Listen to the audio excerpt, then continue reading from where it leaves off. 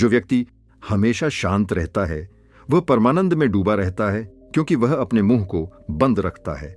इसलिए आज हम आपको मौन की गहराई में कितना सारा आनंद छुपा हुआ है, यह एक प्रसिद्ध कहानी के माध्यम से बताएंगे। तो चलिए कहानी की शुरुआत करते हैं।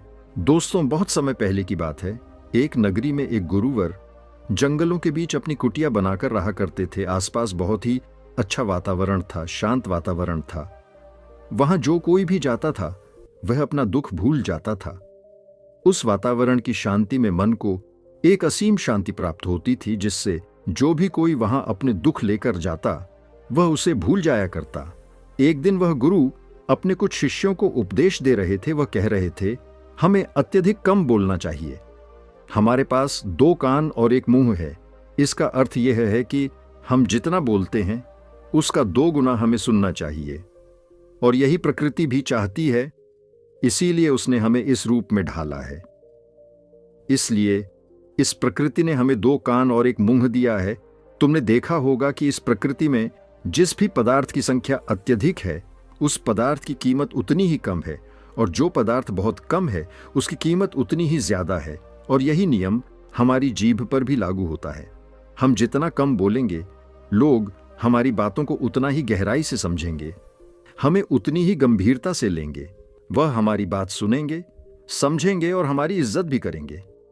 उन गुरु की यह बात सुनकर उन सभी शिष्यों में से एक शिष्य खड़ा हुआ और उसने उन गुरु से कहा, हे गुरुवर, आपकी बातों को बीच में काटने के लिए क्षमा चाहता हूं, लेकिन मेरा एक प्रश्न है, क्या मैं आपसे पूछ सकता हूं? इस पर वह गुरुवर कहते हैं, अवश्य पूछो, तुम क्या पूछना चाहते हो? तभी शिष्य कहता है, हे गुरुवर, यदि हम कम बोलेंगे तो हमारी बात सामने वाला किस तरह से समझ पाएगा? इस पर वह गुरुवर कहते हैं, तुम क्या कहना चाहते हो? तभी वह शिष्य उन गुरुवर से कहता है, गुरुवर, मान लीजिए कि मुझे किसी को उपदेश देना है और मैं उस उपदेश को थोड़ा ही बताता हूं, अर्थात कम बोलता हूं, तो भला वह उपदेश उन लोगों को किस तरह से समझ में आएगा? और यदि मैंने उनसे कम शब्द कहे, कम बातें कही और उन लोगों को वह बात समझ नहीं आई, नहीं तो वह लोग मुझे गलत समझेंगे, या फिर यह भी हो सकता है कि वह लोग मेरी बातों का गलत मतलब निकाले। और हमने अक्सर अपने आसपास यह भी देखा है कि जब भी कोई झगड़ा करता है, मारपीट करता है, ऐसे समय पर जो व्यक्ति शांत रहता है, कम बोलता है, लोग उसे डरपोक समझते हैं, उसे मारते पीटते हैं, उसे डरपोक समझकर उसका उपहास करते हैं, अपशब्द कहते हैं। लेकिन वह कम बोलने वाला व्यक्ति उनसे कुछ नहीं कह पाता। इसीलिए है गुरुवर, तो ऐसे समय पर भी क्या हमारा शांत रहना उचित होगा?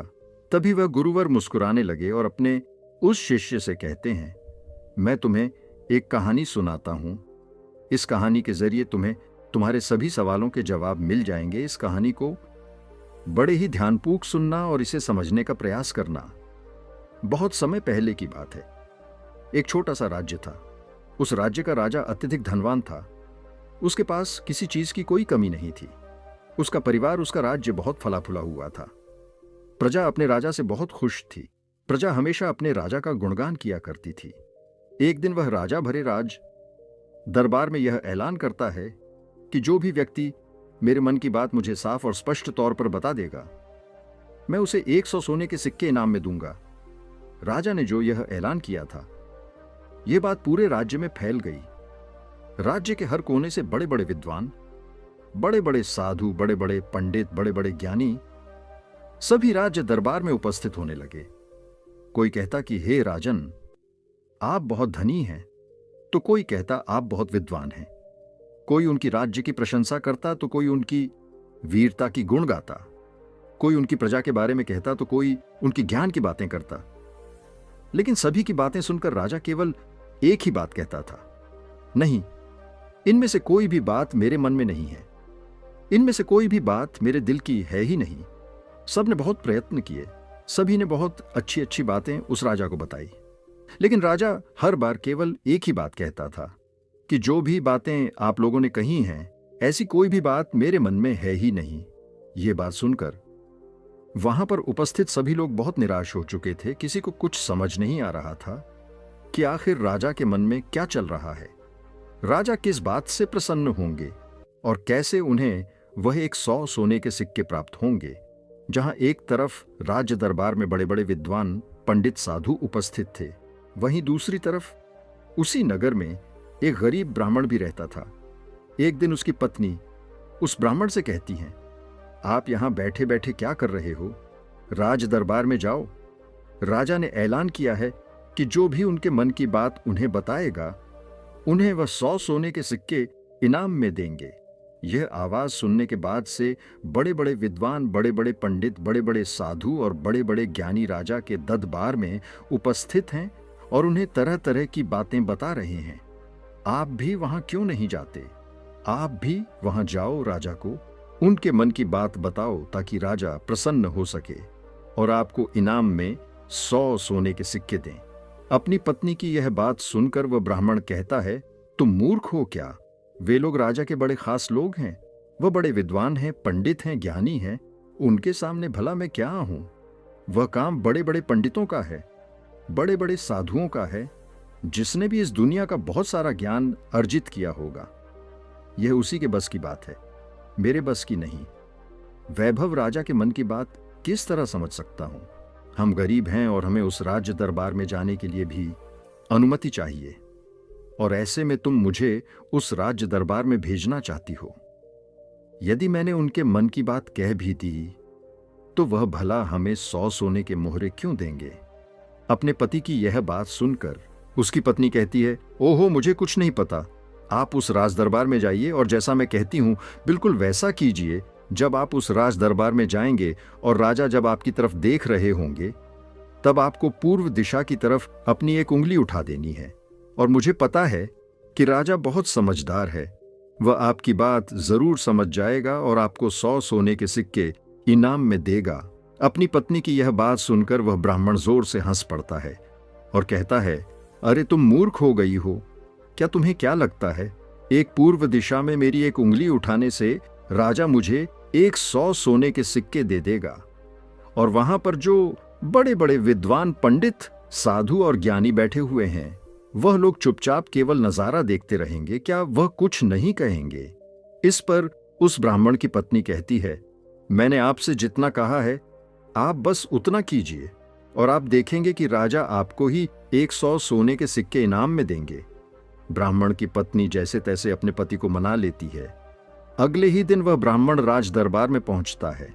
वह ब्राह्मण बहुत ही डरा सहमा हुआ था।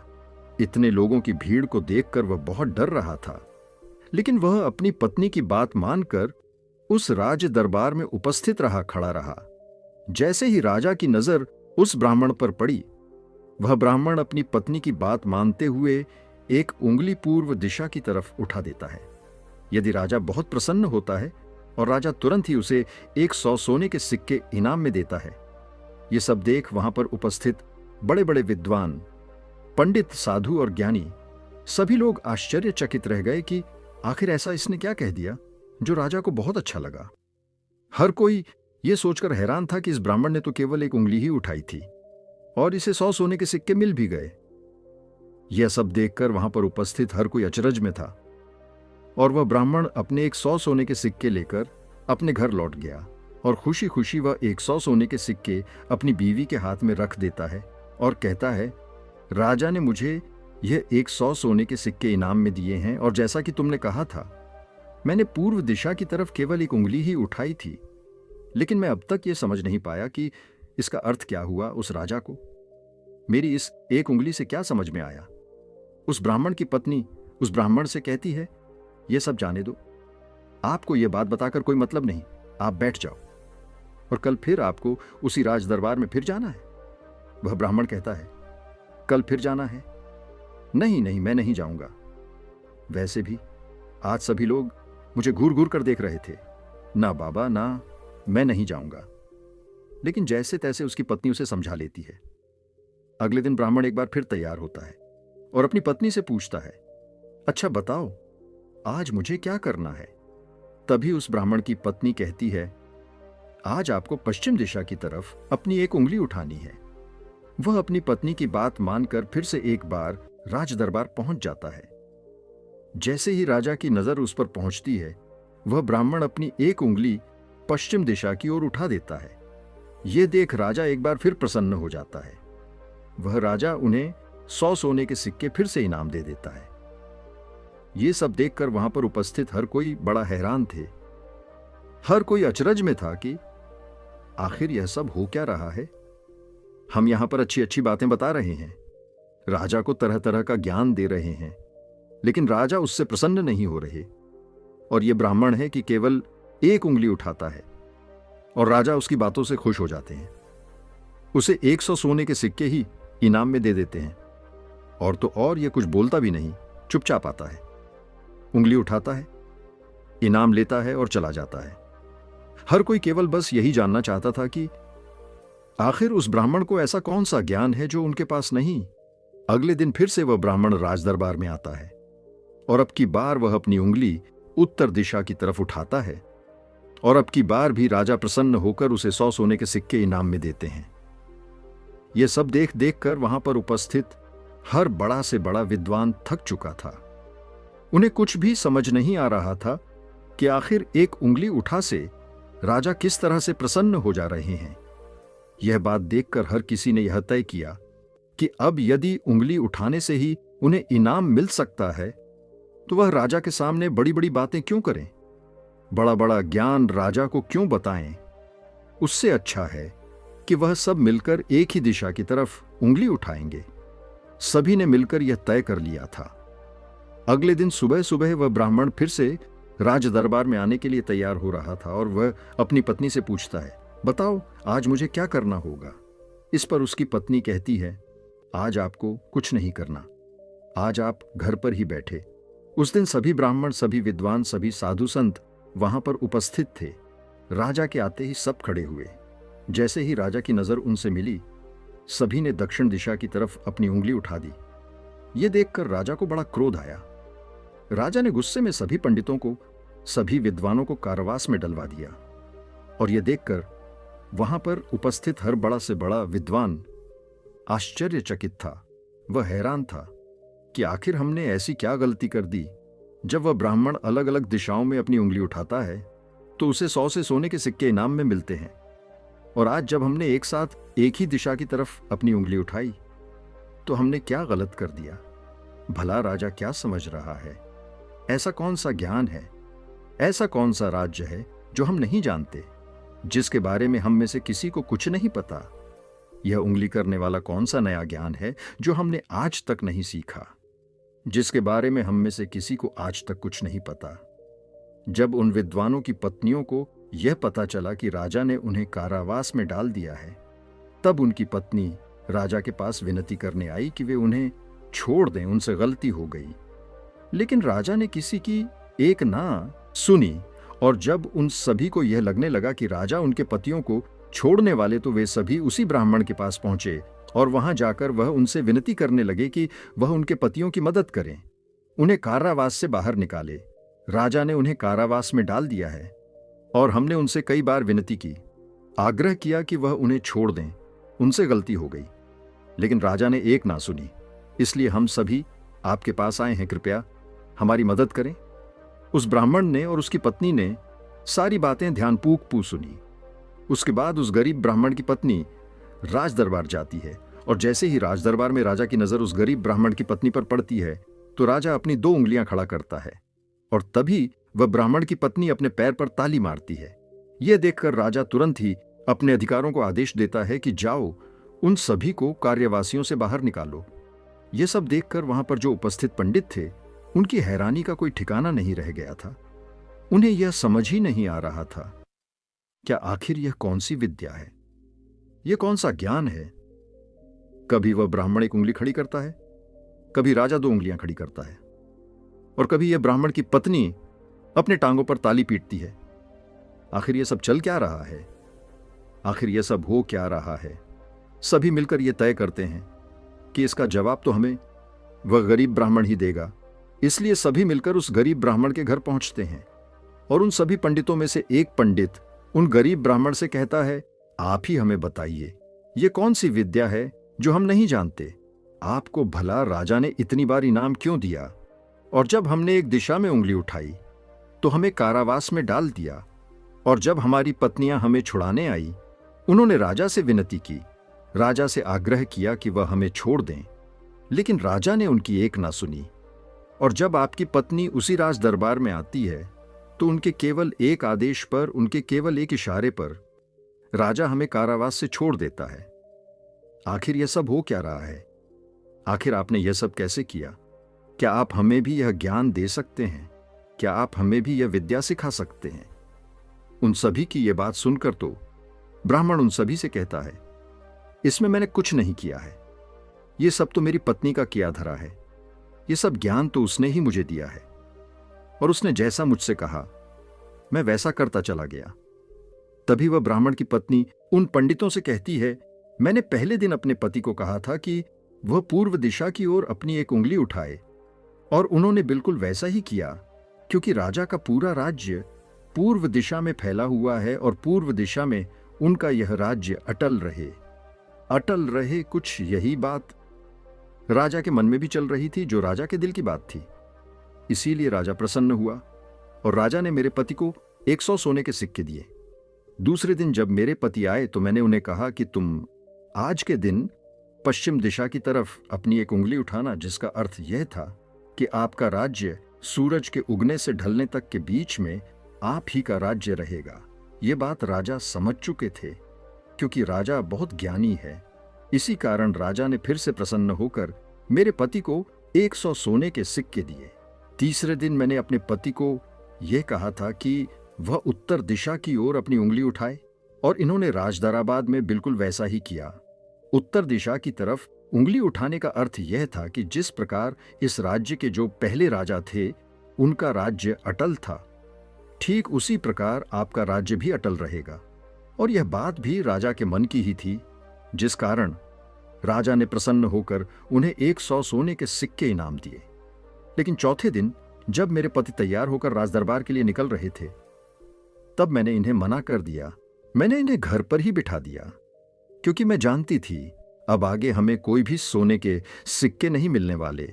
उनके मन की जो भी बातें थी वह हमने पहले ही कर दी थी। लेकिन उसी वक्त आप लोगों की मूर्खता के कारण आप सभी ने दक्षिण दिशा की तरफ उंगली उठा दी, और इधर तो राजा रावण का राज्य चला गया, उसे मार दिया गया था।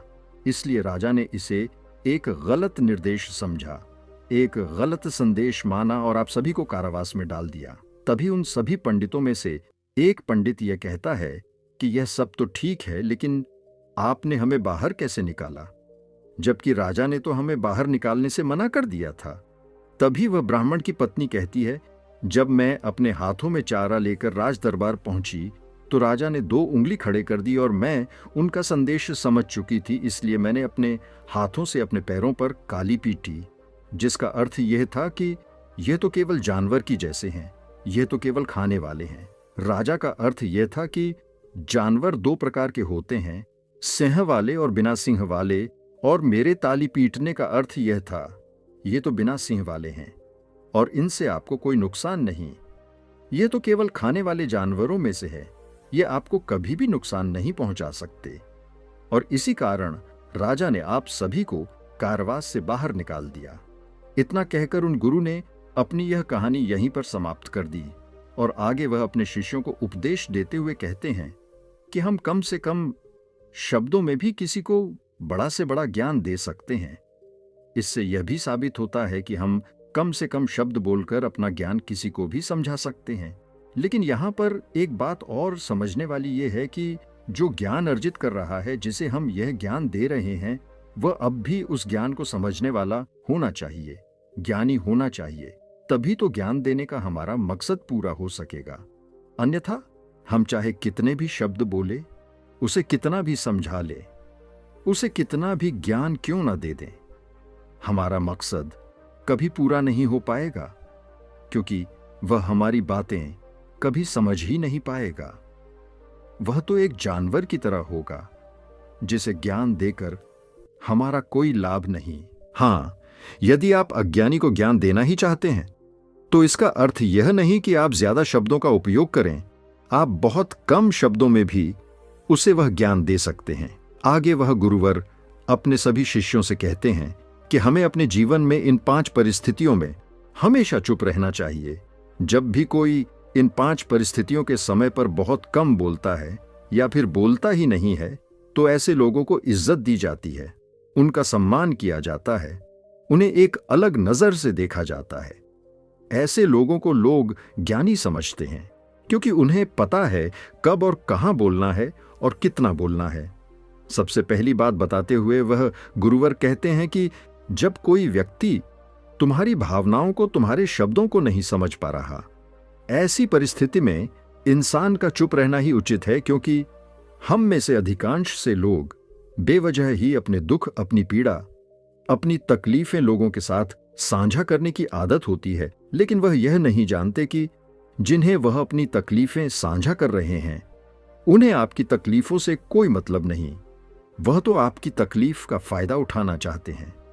वह तो आपकी तकलीफों को सुनकर मन ही मन में खुश हो रहे हैं, क्योंकि उन्हें अब यह पता चल चुका है कि जितना कुछ वह आपको समझते थे, जितना सुखी वह आपको समझते थे, आप अंदर से उतने सुखी हैं नहीं।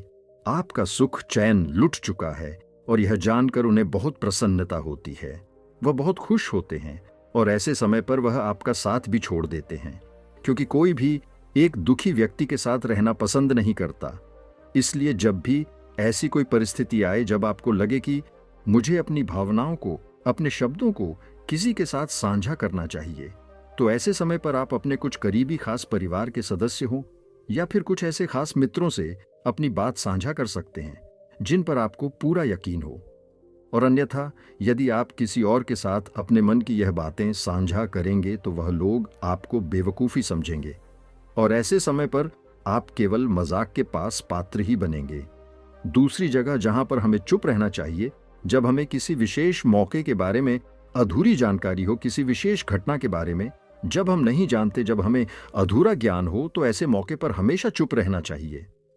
हम में से अधिकांश लोगों को यह शौक होता है कि वे अपने ज्ञान का प्रदर्शन करें, लेकिन अधिकांश लोगों को आपने देखा होगा कि उन्हें उस विषय के बारे में अधूरा ज्ञान होता है, जिस कारण वह हर समय लोगों के बीच मजाक का पात्र बनते हैं। लोग उनकी खिल्ली उड़ाते हैं, उनका मजाक बनाते हैं, और ऐसे व्यक्तियों को लोग कभी गंभीरता से नहीं सुनते, उन्हें कभी गंभीरता से नहीं लेते।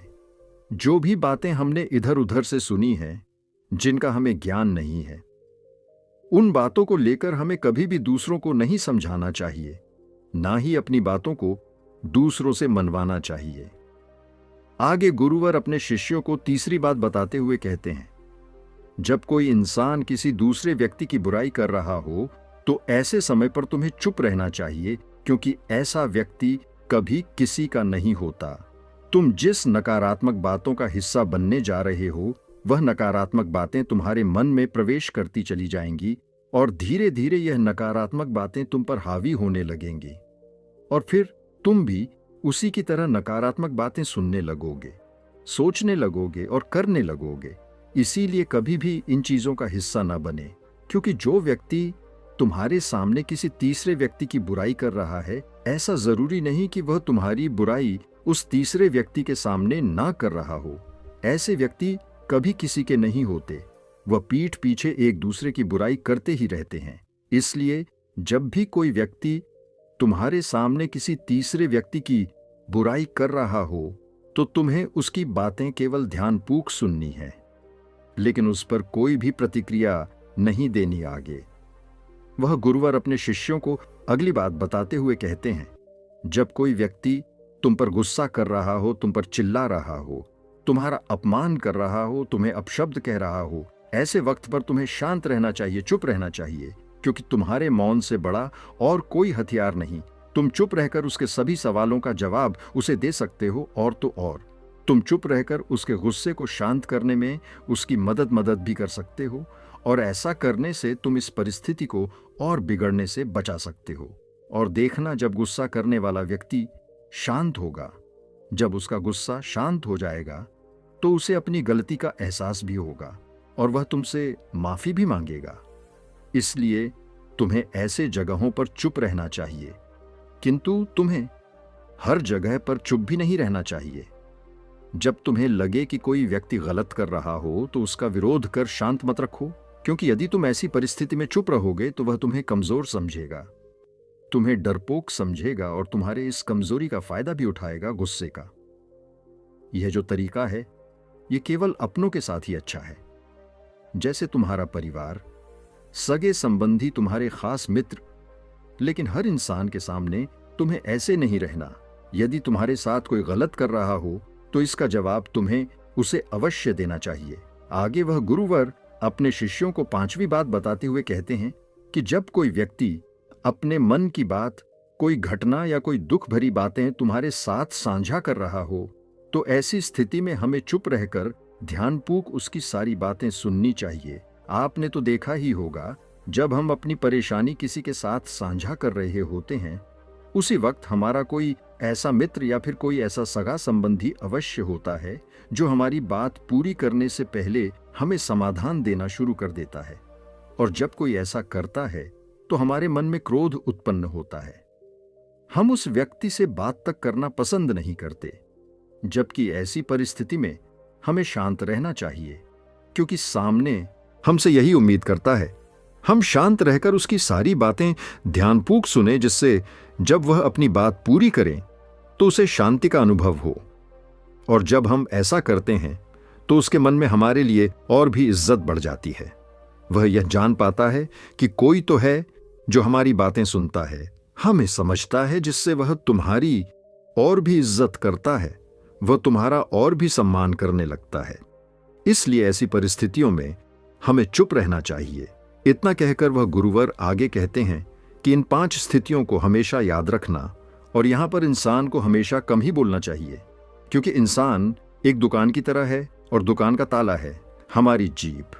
और जब इस ताले से हमारी दुकान खुलती है, अर्थात हमारे अंदर की बातें जब बाहर आती हैं, तभी पता चलता है कि यह इंसान अंदर से कोयले का है या फिर सोने का।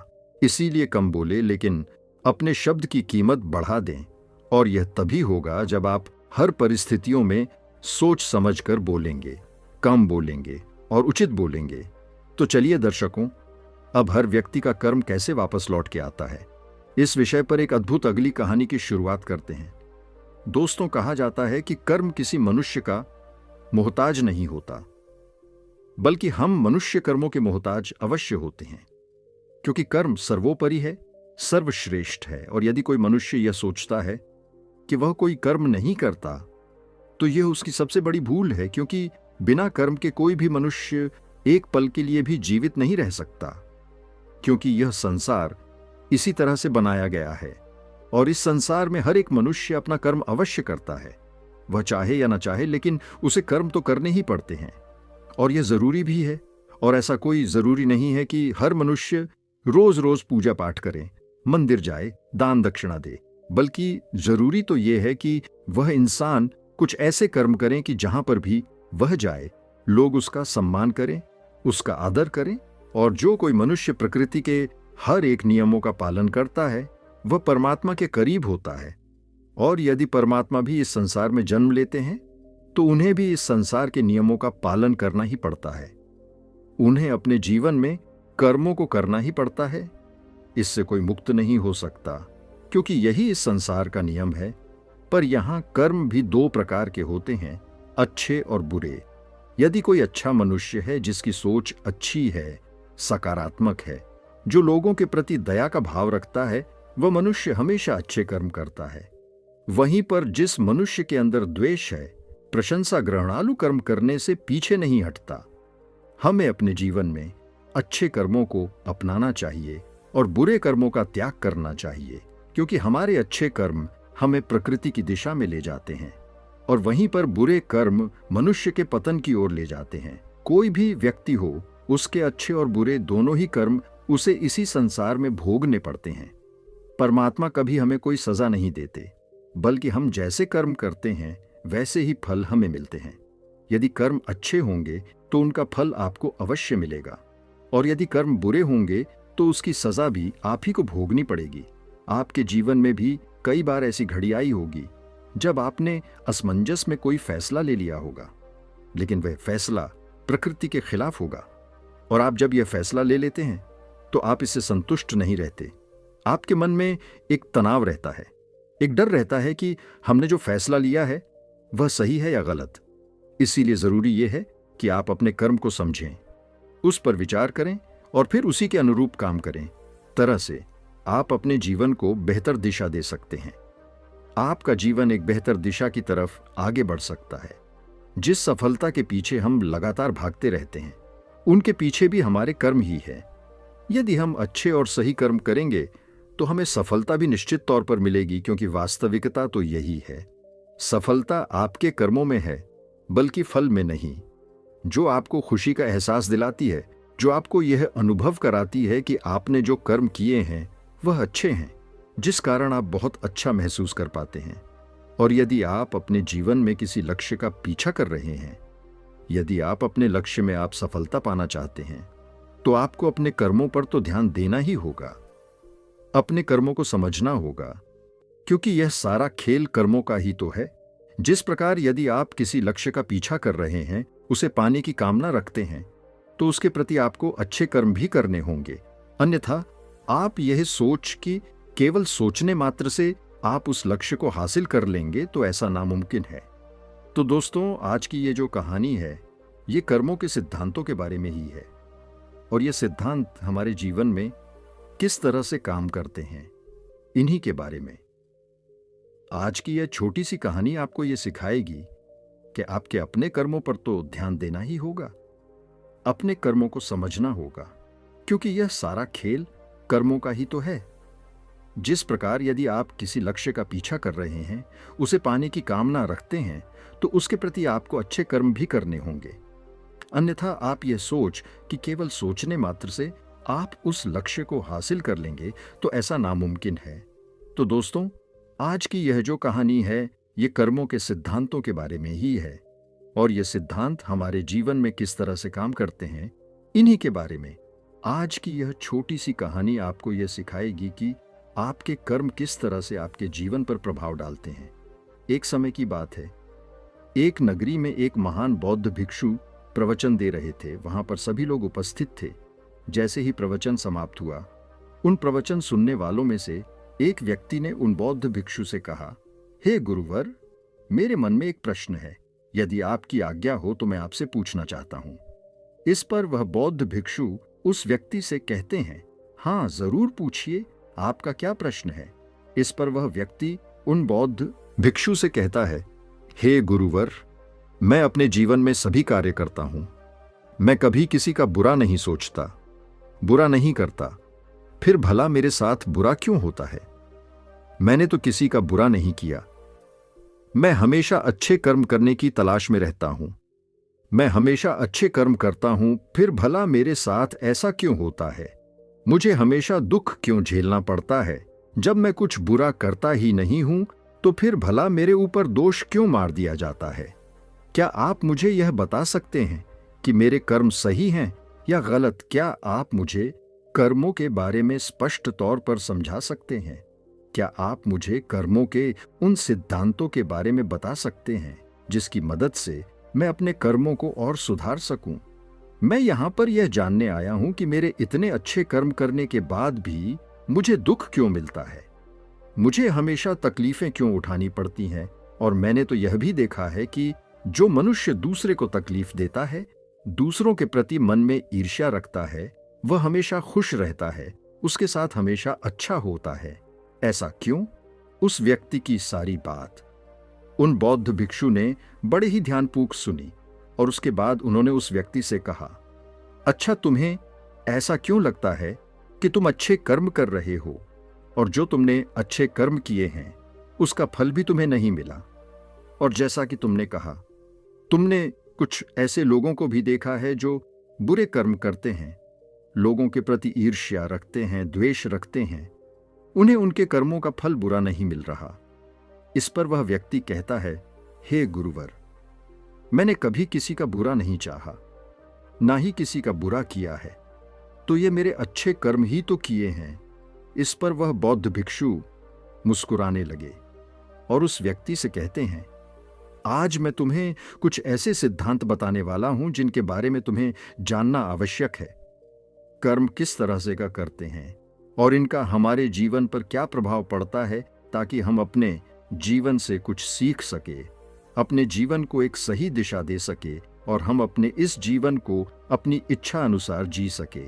क्योंकि आप में से कईयों ने यह सुना होगा कि हमारे कर्म ही हमारा भाग्य है, इसलिए मैं आपको यह समझाना चाहता हूं कि हमारे कर्म कोई पत्थर की लकीर नहीं जिन्हें बदला नहीं जा सकता, बल्कि हम अपने जीवन को उन विचारों से उन कार्य बदल सकते हैं जिन्हें हम अभी चुनते हैं। क्योंकि इस संसार में ऐसा कोई मनुष्य नहीं है जो बिना कर्म किए जीवित रह सके, क्योंकि हम में से हर एक व्यक्ति अपने जीवन में कर्म करता ही है और हमारे द्वारा सुबह से लेकर रात तक होने वाली शारीरिक और मानसिक कार्य जो हमारे ऊपर असर डालते हैं, ये सब हमारे कर्म ही है। ये कर्म केवल वह नहीं जो हम बाहरी तौर पर करते हैं या फिर बाहरी तौर पर हमें दिखाई पड़ता है, बल्कि हमारे कहे गए शब्द, हमारे विचार, हमारे भाव, यह भी कर्म ही है। कोई भी ऐसा कर्म जिसका होने का कारण हम हैं, वह हमारे कर्म ही होते हैं।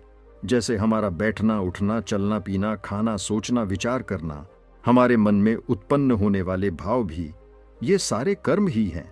सबसे पहले तो तुम्हें यह समझने की आवश्यकता है कि इस ब्रह्मांड में जो भी ऊर्जा है, उसका एक रूप है जिसमें हमारे विचार और भावनाएं भी शामिल हैं, जो निरंतर चलता रहता है। और फिर जब हम अपने विचार, अपनी भावनाओं को इस ब्रह्मांड की ओर छोड़ते हैं, चाहे वह अच्छे हों या बुरे, वह ऊर्जा कभी नष्ट नहीं होती, बल्कि यह तो किसी न किसी रूप में हमारे पास वापस लौट कर आती है।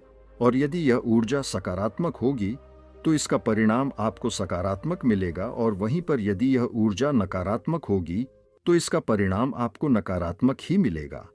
आगे वह बौद्ध भिक्षु व्यक्ति से कहते हैं कि मैं तुम्हें अब कर्मों के कुछ सिद्धांत के बारे में बताने वाला हूं। जीने जानने के बाद तुम्हें यह स्पष्ट हो जाएगा कि तुमने अच्छे कर्म किए या बुरे, और यह कर्म हमारे जीवन में किस तरह से असर डालते हैं, हमारे जीवन पर इसका किस तरह से प्रभाव पड़ता है।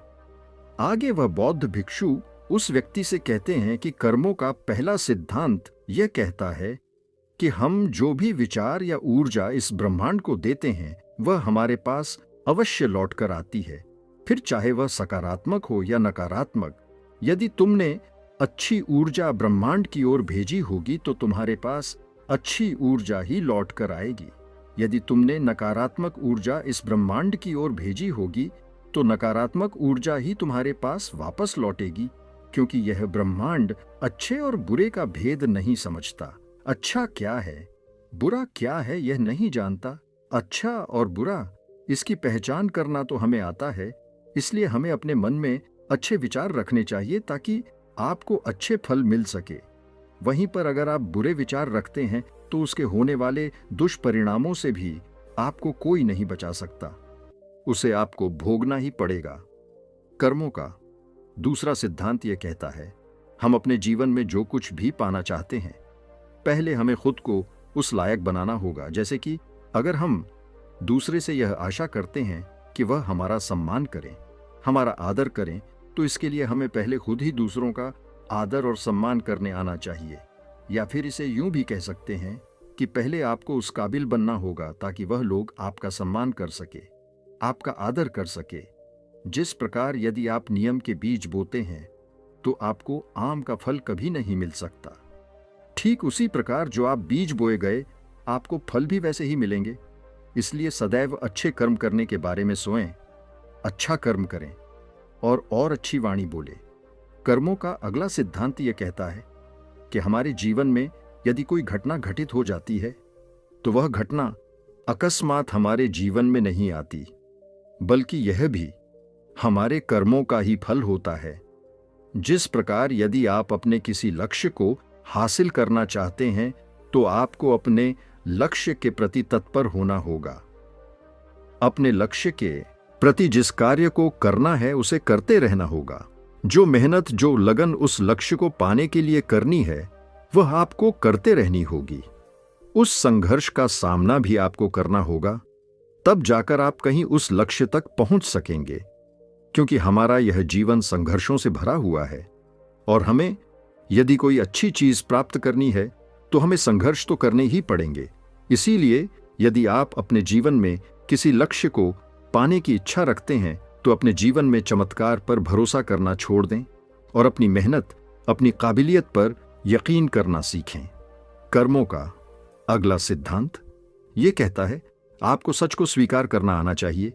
यदि आप उस सच से भागते रहेंगे तो आप कभी भी उस सच को बदलने का प्रयास नहीं करेंगे और ना ही आप उसे कभी बदल पाएंगे। मान लीजिए कि आपको सुबह देरी से उठने की आदत है और यदि आप इस सच को स्वीकार नहीं कर सकते तो आप कभी भी इसे बदल नहीं सकते। वहीं पर अगर आप इसे स्वीकार करते हैं और इसे बदलने की मन में ठान लेते हैं तो आप इसे अब अवश्य ही बदल कर रहेंगे। इसलिए अपने जीवन में अपने आप से कभी झूठ मत कहिए। आपके जीवन में जो भी कड़वी सच्चाइयां हैं उसे स्वीकार कीजिए, तभी आप उनका सामना कर उन्हें बदल सकेंगे। इसलिए हमें सच को स्वीकार करते हुए आगे बढ़ना चाहिए। इसके अलावा हमारे पास और कोई उपाय नहीं है। यदि आगे बढ़ते हुए आपसे कोई गलतियां भी हो जाए तो इसे स्वीकार कीजिए और उसे सुधारने की कोशिश कीजिए, क्योंकि ऐसे लोग ही अपने जीवन में हर उस ऊंचाइयों को हासिल कर पाते हैं जिनकी वह कामना रखते हैं। कर्मों का अगला सिद्धांत यह कहता है कि अपने जीवन में निरंतर प्रयास करते रहिए, क्योंकि निरंतर प्रयास करते रहना ही वह मार्ग है जिससे हम सफलता को हासिल कर सकते हैं।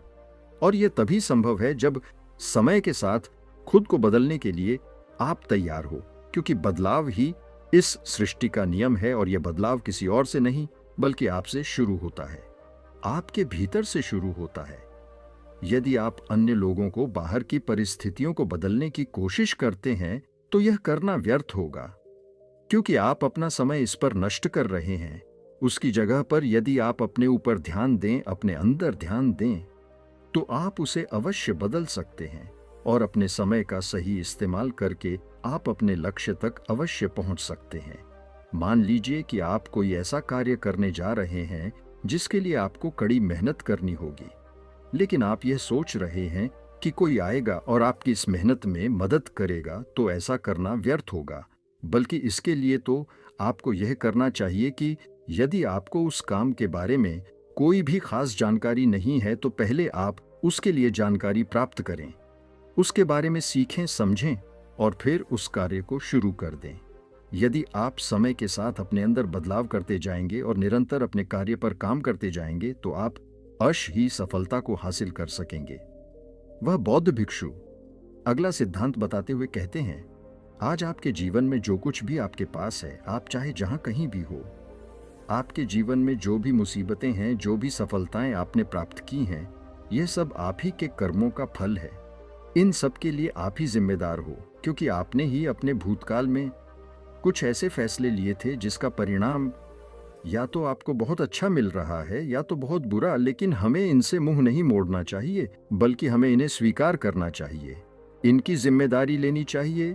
अगर हम ऐसा नहीं करते और किसी अन्य व्यक्ति या फिर किसी परिस्थिति को हम इसका दोष मानते हैं, जिम्मेदार मानते हैं, तो यह करना बिल्कुल सही नहीं होगा, क्योंकि यह हमें आने वाली और भी बड़ी मुसीबतों में फंसा सकता है और फिर हम कभी भी इस समस्या का समाधान नहीं कर पाएंगे। क्योंकि हम में से अधिक कांत लोगों की यह आदत होती है कि जब हम कोई अच्छा कार्य करते हैं और जब उस कार्य के लिए हमें मिलती है तो हम वहां पहुंच जाते हैं, लेकिन वहीं पर जब हमने कोई बुरा कार्य किया होता है तो हम इसका दोष किसी और के सर मढ़ देते हैं, जबकि हमें ऐसा नहीं करना चाहिए। हमें इसकी जिम्मेदारी खुद उठानी चाहिए। हमारे इस कार्य से जो भी समस्याएं उत्पन्न हुई हैं उसका समाधान हमें खुद ही करना चाहिए।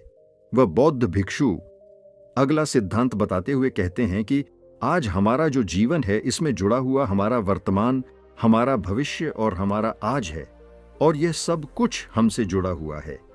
जैसे कि यदि आपने अपनी अतीत में कोई ऐसी चीज सीखी थी जो आज आपके काम आ रही है, तो हो सकता है कि आप आज भी कुछ ऐसा सीख रहे हो जो आपका आने वाला भविष्य बना सकती है। इसलिए हमें सीखने से कभी पीछे नहीं हटना चाहिए। हमें अपने जीवन में लगातार सीखते रहना चाहिए, क्योंकि यह हमारे जीवन में कभी भी काम आ सकता है। इसलिए कभी भी इससे पीछे नहीं हटना चाहिए। यह सब हमसे जुड़ा हुआ है। हमारा वर्तमान, अतीत और भविष्य सब एक साथ जुड़े हुए हैं। कर्मों का अगला सिद्धांत ये कहता है कि हमें यदि किसी लक्ष्य को पाना है तो हमें केवल एक चीज पर अपना ध्यान केंद्रित करना चाहिए, ना कि कई सारी चीजों पर। जब हम एक साथ सारी चीजों पर अपना ध्यान केंद्रित करने लग जाते हैं तो हमारे सीखने की गति धीमी हो जाती है और हम फिर किसी भी चीज को सीख नहीं पाते, जो हमारे जीवन में निराशा और नकारात्मकता का कारण बन जाता है। यदि मान लीजिए कि आप एक अध्यापक बनना चाहते हैं, तो अध्यापक बनने के लिए आपको अपना पूरा ध्यान केवल अध्यापिका की पढ़ाई पर लगाना चाहिए, न कि बहुत सारी अन्य चीजों पर।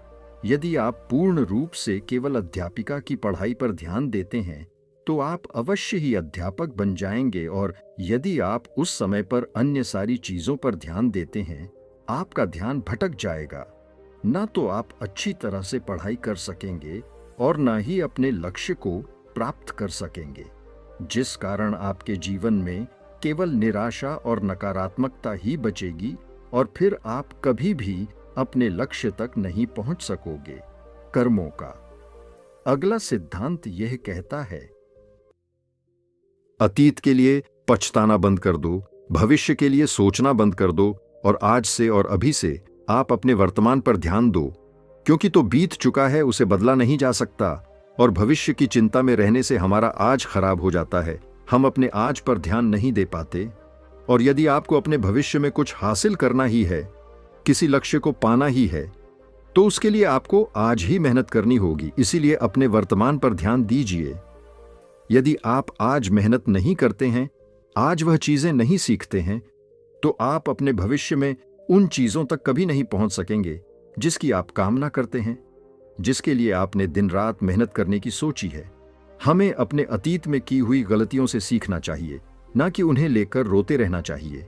कर्मों का अगला सिद्धांत यह कहता है कि हमारा इतिहास तब तक दोहराता रहता है जब तक हम कुछ सीख कर आगे बढ़ने का रास्ता नहीं ढूंढ लेते। किसी भी काम को बार बार एक ही तरीके से करने पर अलग अलग परिणाम की उम्मीद करना मूर्खता है। इसलिए हमें अपने जीवन में सीखते रहना आवश्यक है, फिर वह चाहे अपनी गलतियों से ही क्यों ना हो, फिर वह चाहे किसी और की गलतियों से ही क्यों ना हो, लेकिन सीखना आवश्यक है। अपने जीवन में बदलाव लाना आवश्यक है, अन्य रास्तों की खोज करना आवश्यक है। मान लीजिए कि आप किसी ऐसे रास्ते पर चलना चाहते हैं जहां पर कई सारे कांटे हैं, और आपके पास जो ज्ञान है वह यही कहता है कि आपको इसी रास्ते से आगे बढ़कर जाना होगा।